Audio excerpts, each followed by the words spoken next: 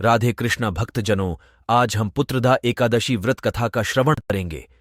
कथा के अनुसार कहा गया है कि भद्रावती नाम के राज्य में सुकेतुमान नाम का एक राजा राज्य करता था।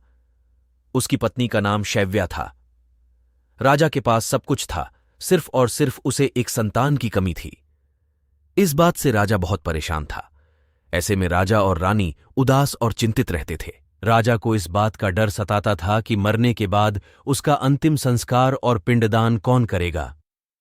ऐसे में एक दिन राजा ने दुखी होकर आत्महत्या करने का मन बना लिया। हालांकि इस पाप के डर से उसने बाद में यह विचार त्याग दिया।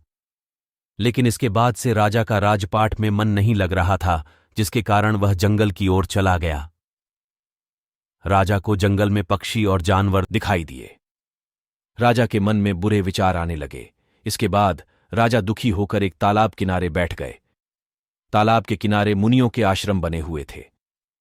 राजा आश्रम में गए और मुनि राजा को देखकर प्रसन्न हुए। उन्होंने कहा कि राजन, आप अपनी इच्छा बताएं। राजा ने अपने मन की बात मुनियों को बताई। राजा की चिंता सुनकर मुनि ने कहा कि इसका एक समाधान है। इसके लिए आपको एक पुत्रदा एकादशी के व्रत रखना होगा। मुनियों ने राजा को पुत्रदा एकादशी का व्रत रखने को कहा। राजा ने भी उसी दिन से इस व्रत को रखा और द्वादशी को इसका विधि विधान से पारण किया। इसके फलस्वरूप रानी ने कुछ दिनों बाद गर्भ धारण किया और 9 माह बाद राजा को पुत्र की प्राप्ति हुई।